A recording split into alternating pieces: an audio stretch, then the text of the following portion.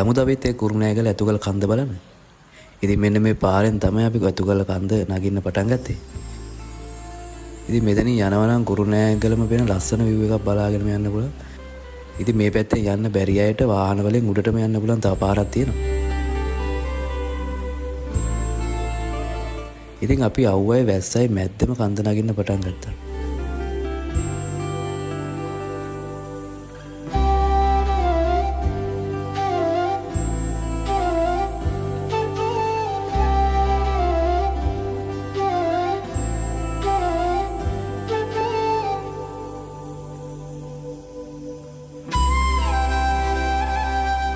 ඉතින් පේනවනේ බුදු පිළිමේ දාම පේන්නවත් නැහැ. ඉතින් මේ පේන තැනට යද්දී ඇතුගල විහාරය හරිම ලස්සනට ටික ටික පේන්න ගන්නවා. ඉතින් බලමු උඩටම ගිහිල්ලා අපි.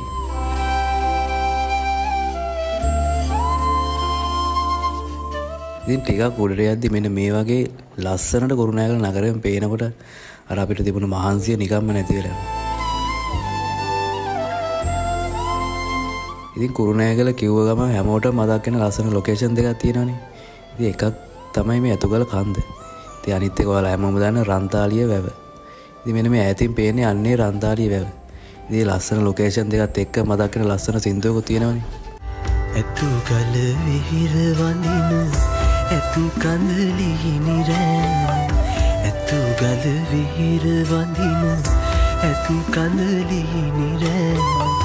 නුඹ ගැන කියන වචන උහුලා ගන්න බැරුව. ඉතින් අපි කන්ද උඩටම නැගලා මෙන්න මේ ලස්සන view එකත් බලන් ඉඳලා ඉතින් අපි ආයෙම පල්ලෙහාට එන්න පටන් ගත්තා. ඉතින් අර මං ඉස්සෙල්ලා කිව්වනේ ඔයාලට අර වාහන වලින් උඩට වෙන්න පුළුවන් තව පාරක් තියෙනවා කියලා. ඉතින් අන්නේ පාරෙන් තමයි අපි මේ පල්ලෙහාට බහින්න පටන් ගත්තේ. ඉතින් මේ පාර මෙච්චර ලස්සන නැති කියලා මට නම් නිකමටවත් හිතුනේ නැහැ. ඉතින් මේ පාරේ ලස්සන වගේම තමයි මෙන්න මෙයාලගෙනුත් ටිකක් පරිස්සම් වෙන්න වෙනවා. රන්තාලිය වැව ළඟ. ඉතින් වැඩි කතා නැතුව ඔයාලම බලන්න මේ පාරේ ලස්සන.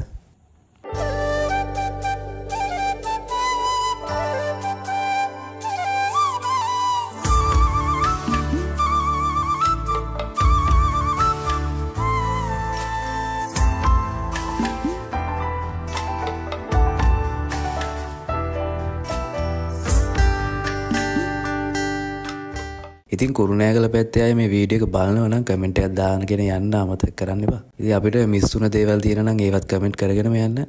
එහෙනම් ආයේ මේ වගේ vlog එකකින් හම්බ වෙනකන් අපි ගිහිල්ලා එන්න.